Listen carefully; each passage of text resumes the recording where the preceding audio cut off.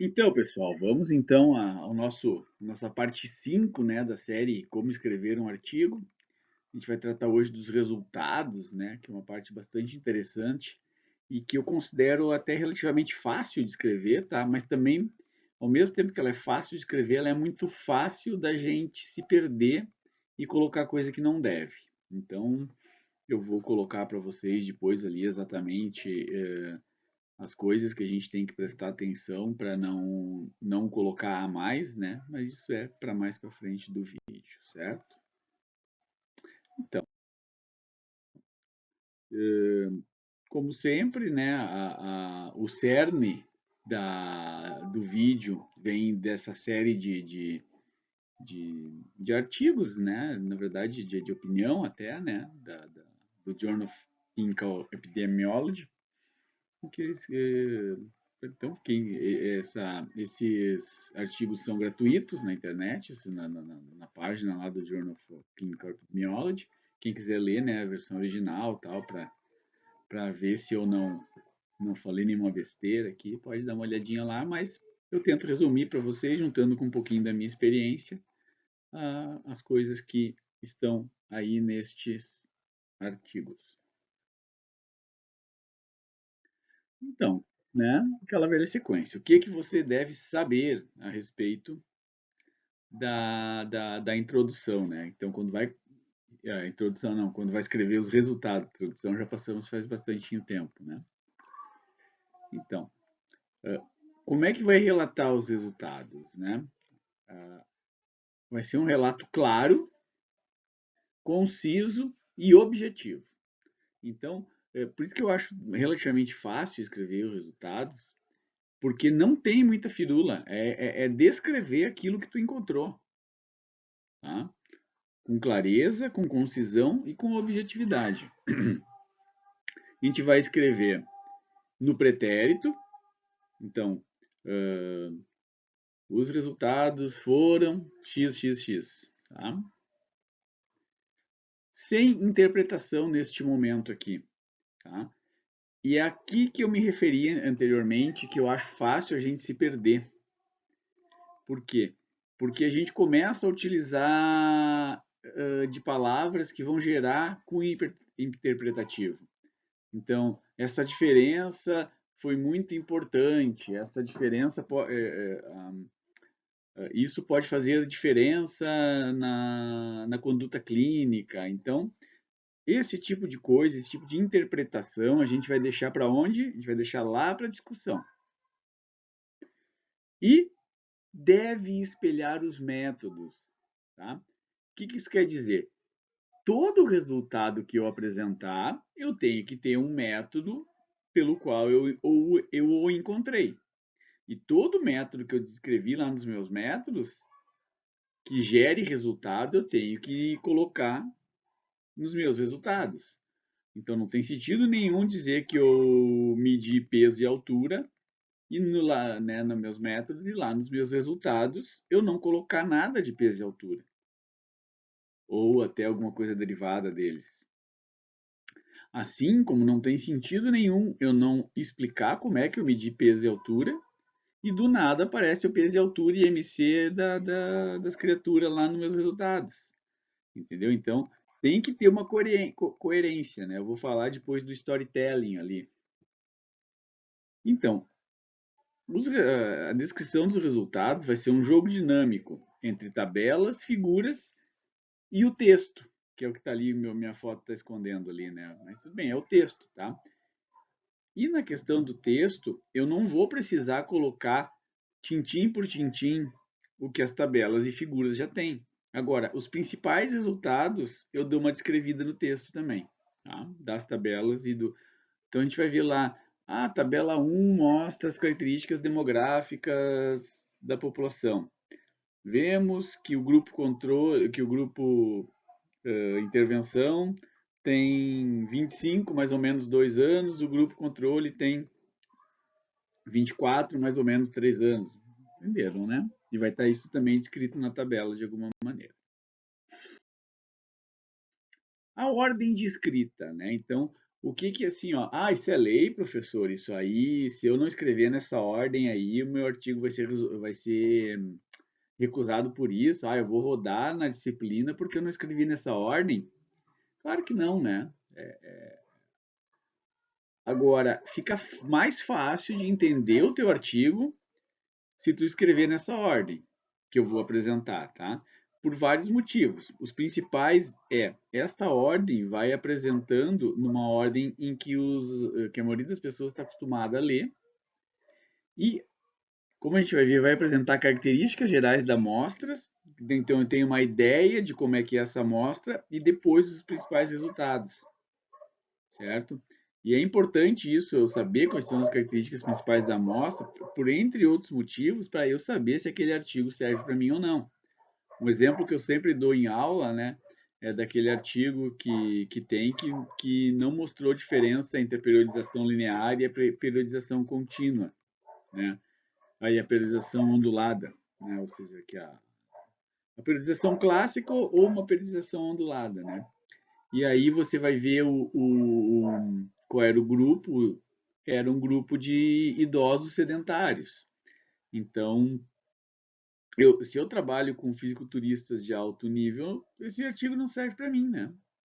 É só para vocês entenderem o porquê que essa ordem é importante, no sentido de eu já descrever essa amostra para a pessoa saber se ele deve ler ou não. É claro que provavelmente a gente vai ter visto isso no resumo, né? Mas de qualquer maneira é importante.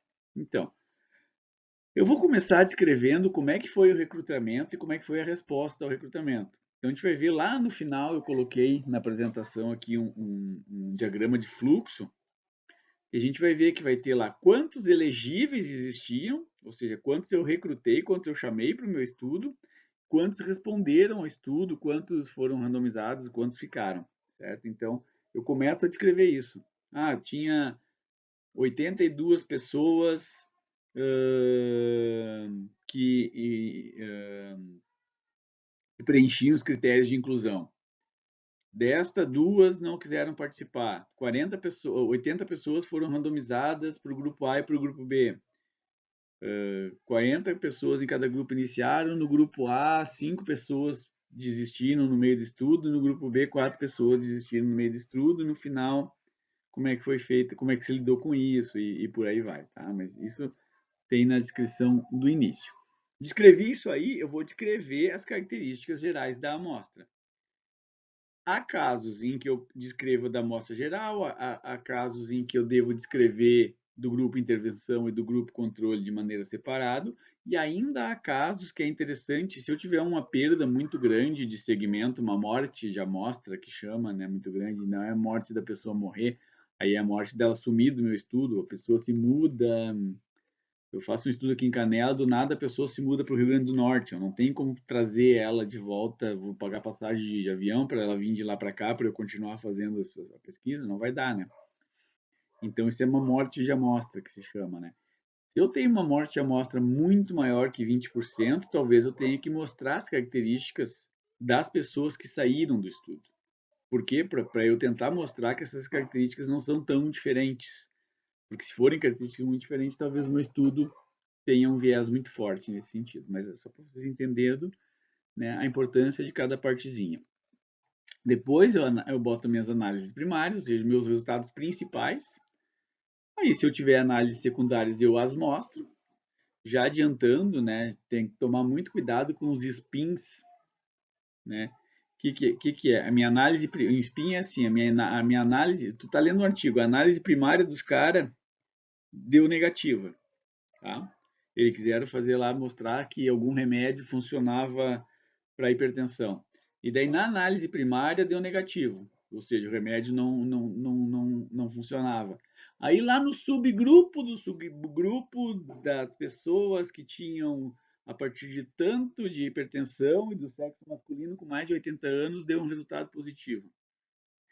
Isso é um spin, é uma tentativa de positivar o estudo e não tem muito sentido. Tá? Eu não consigo acreditar nesse resultado quando isso acontece, quando dá esse spin. É uma tentativa de positivar algo que deu negativo lá na análise primária.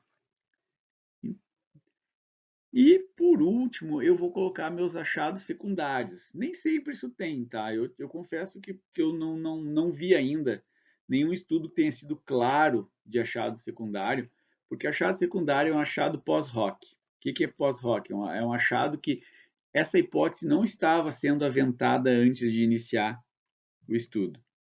Tá? Quando eu faço meu estudo, eu faço a minha questão de pesquisa, e a minha hipótese é a possível resposta a essa questão de pesquisa, né? Exercício,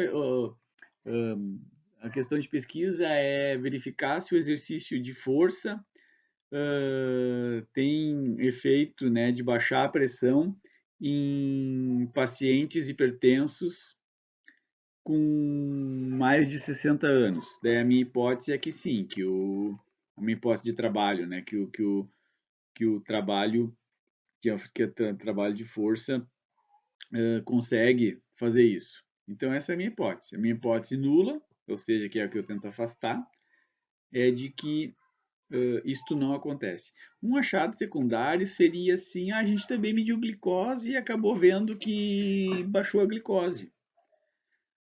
Eu tenho que deixar bem claro que eu não tinha isso como hipótese primária e que isto foi um achado pós-hoc e que isso gerou uma hipótese que tem que ser testada com estudos específicos.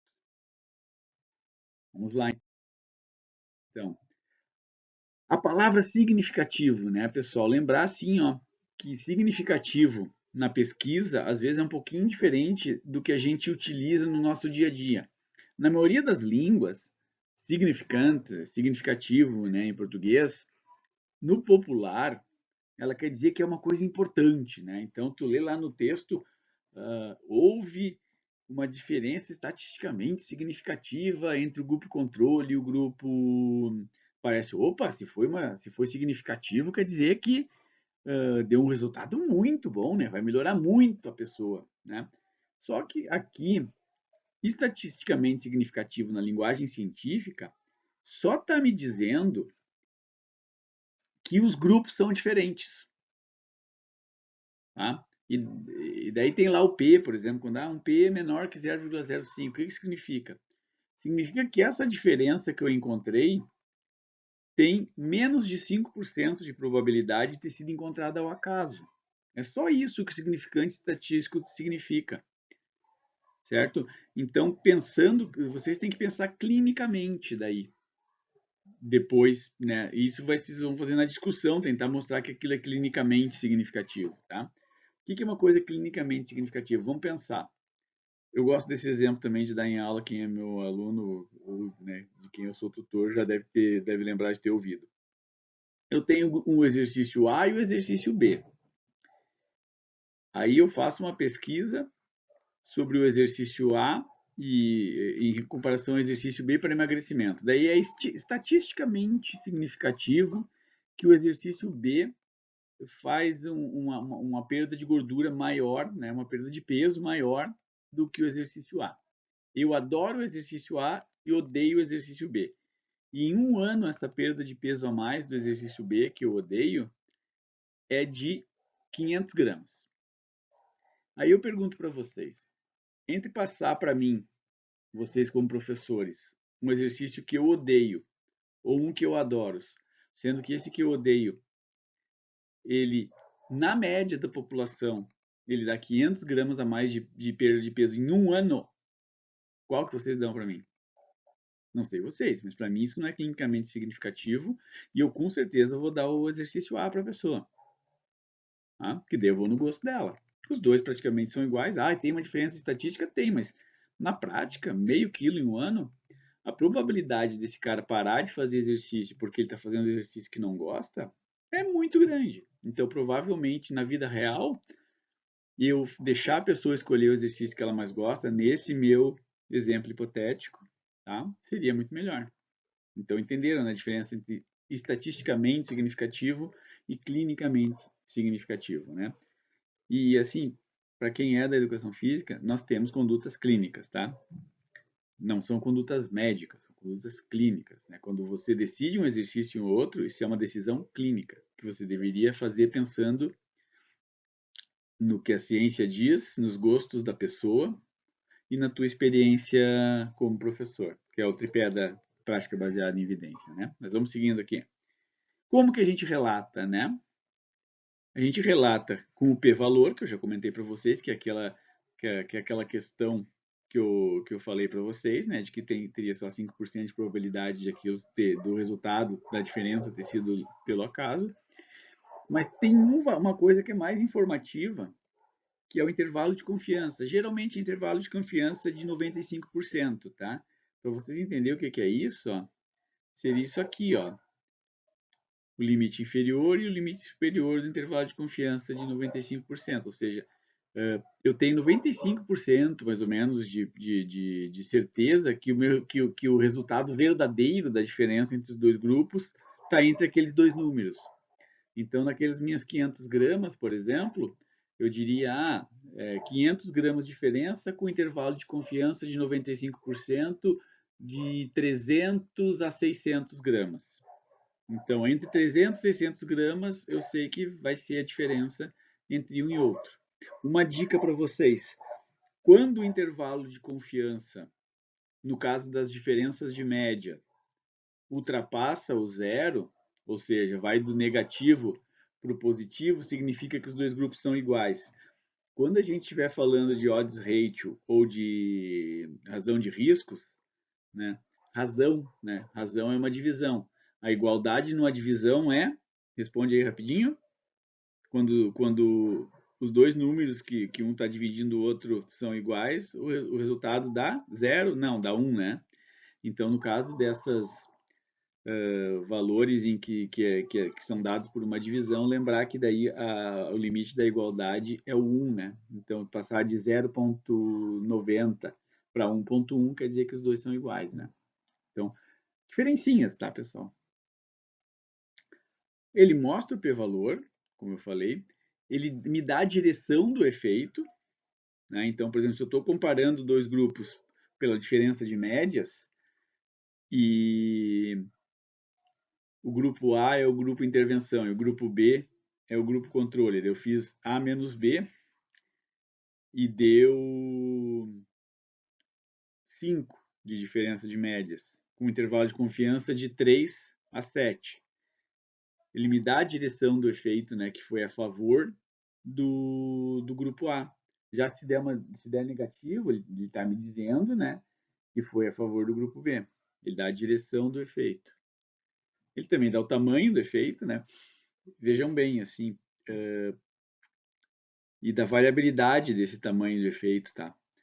Porque eu peguei lá que a diferença média foi de 10 e o intervalo de confiança de 95% foi de 1 a 20. Né? Então, tinha um bom tamanho de efeito, dependendo da variável que eu estou considerando, tinha. Mas o tamanho do intervalo de confiança me permitia ou que o resultado pode ser muito bom ou que pode ser quase nada, né? Então, ele também te dá essa noção. E também, o que era ali mesmo? Vamos seguindo aqui. O que você deve fazer, então, ao escrever os resultados? Tá? Quais são as coisas que você deve fazer? Lembrar que tu tem que contar uma storyline, né? Então, os teus resultados têm que seguir a tua storyline. Tá? Tu está contando uma historinha. Tu está contando uma história. Tu começou essa história lá na introdução, que é onde tu apresentou a tua questão de pesquisa. Tá? A tua questão de pesquisa, lá nos teus métodos, continuando capítulo 2 da tua história, tu vai explicar como é que tu vai responder aquela questão. Quais são os aparelhos, quais foram as medidas, o que tu fez para tentar responder essa questão. Daí chegamos nos nossos resultados, tu tem que explicar qual foi a resposta que tu achou com os teus métodos. Então, de novo, não pode esquecer isso. Todo resultado que tu apresentar tem que ter um método correspondente.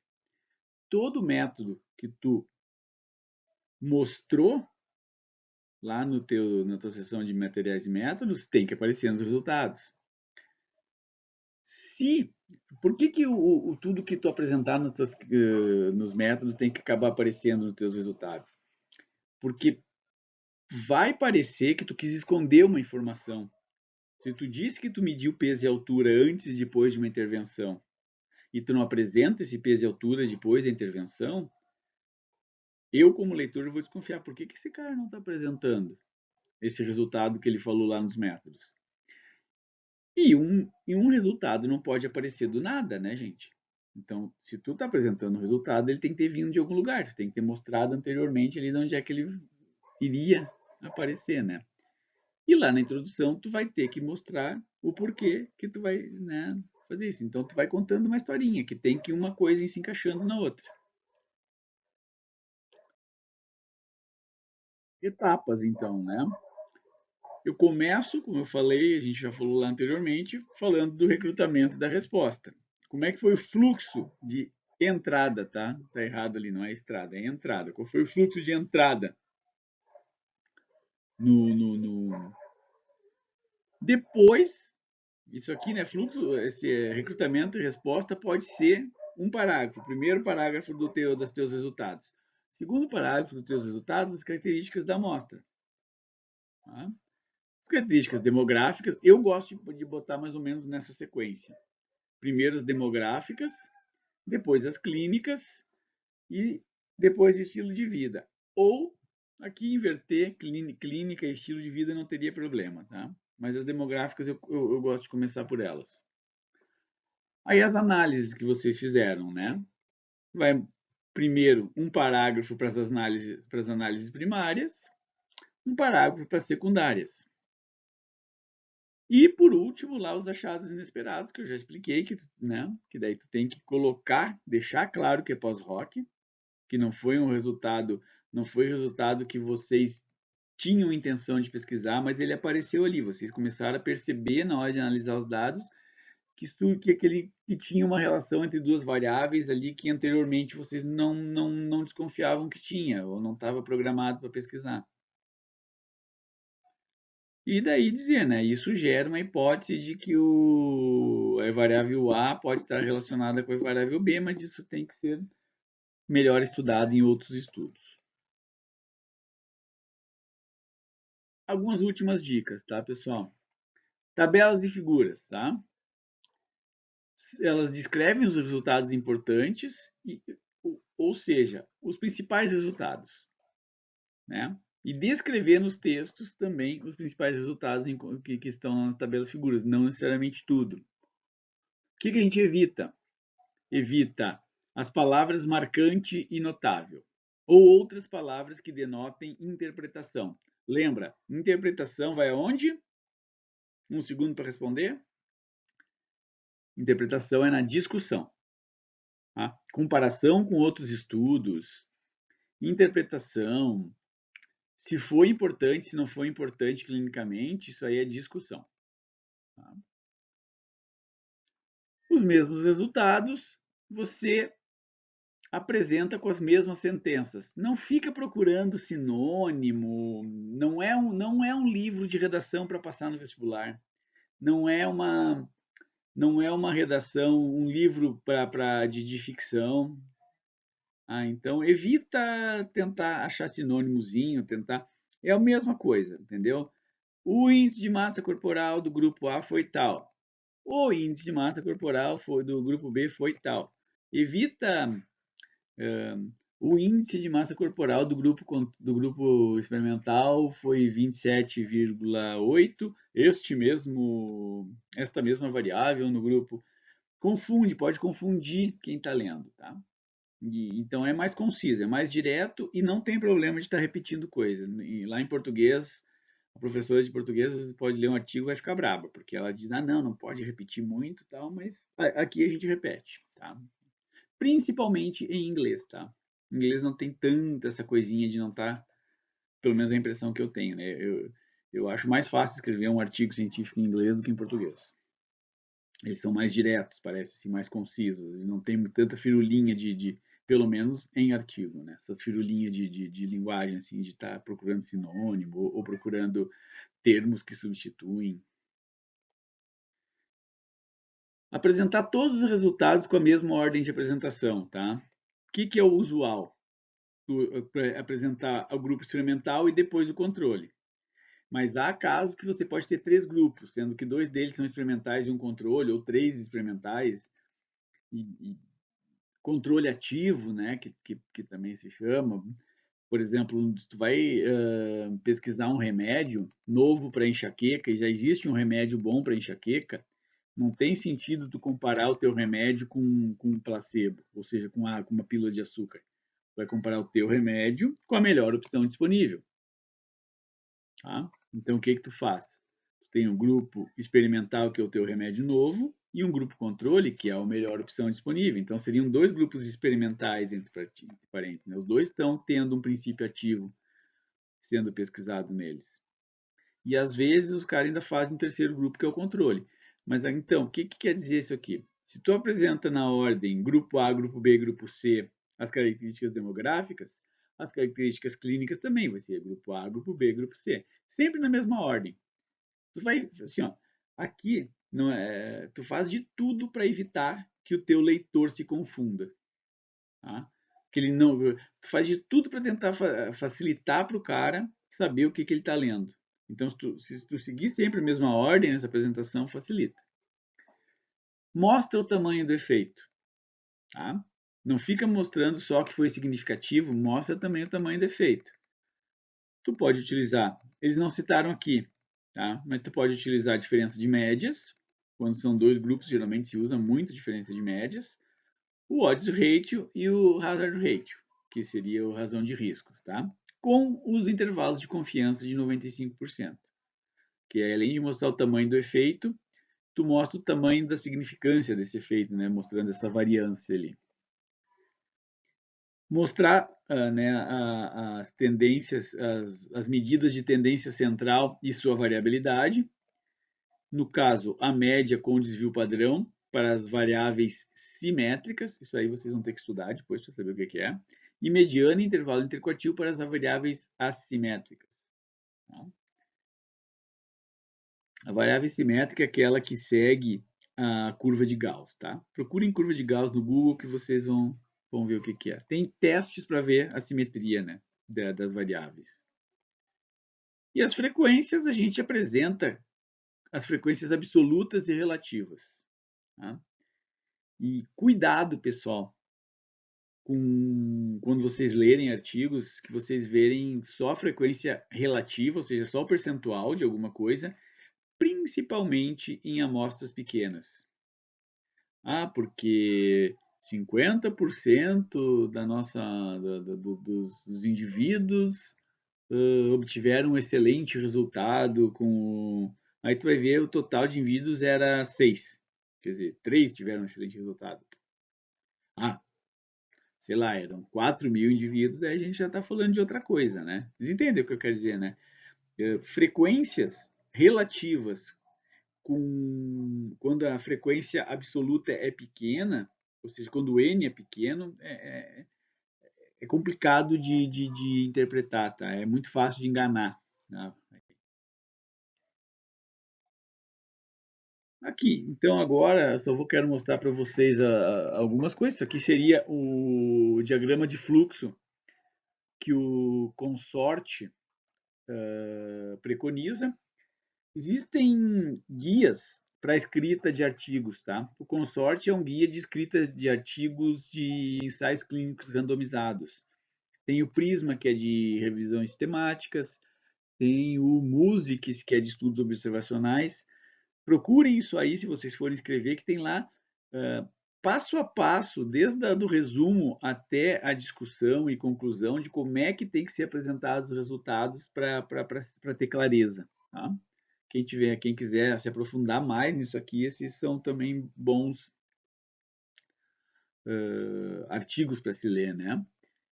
Então, olha só, o que eles dizem, né? Lá no início, né? Quantas pessoas eram elegíveis, tá? Dessas que eram elegíveis, quantas foram excluídos? Por que foram excluídos? Quantas foram randomizados? Como é que foi a alocação, né? Quantos foram alocados na intervenção e quantos foram alocados na intervenção B ou no grupo controle, dependendo do que for, né? quantos receberam a intervenção correta e quantos não e por quê, nos dois grupos isso.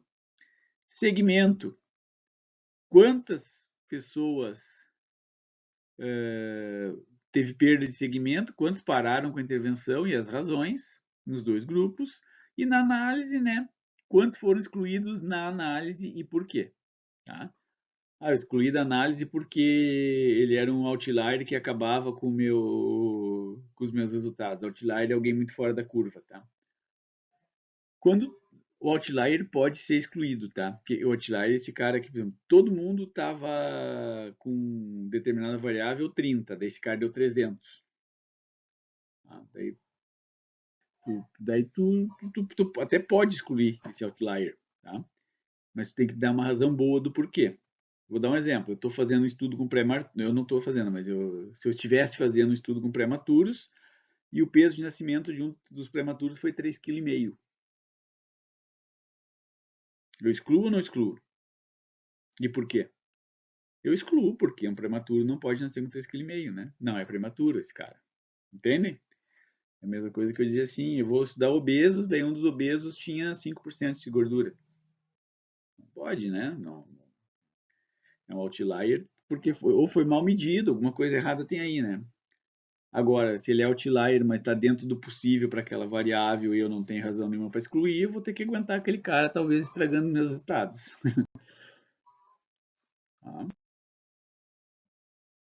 Aqui uma tabela dos dados demográficos, aqui foi um estudo nosso, aqui em Canela, que a gente foi ver a frequência de obesidade e de sobrepeso nas crianças da rede municipal. A gente fez de todos os estudantes, né? Claro, todos teve aqueles, tipo, a rede municipal devia ter na época quase 3 mil estudantes. Então a gente teve uma perda ali por aluno que faltou, aluno que não quis fazer, né? Não quis pesar, tal, a gente não forçava ninguém. E aí são os dados demográficos. A gente separou por masculino e feminino. Se fosse um ensaio clínico randomizado, podia ser aqui, grupo intervenção e grupo controle. Aqui, né, daí são dois gráficos, duas figuras de apresentação de resultados da pesquisa, tá? Aqui de uma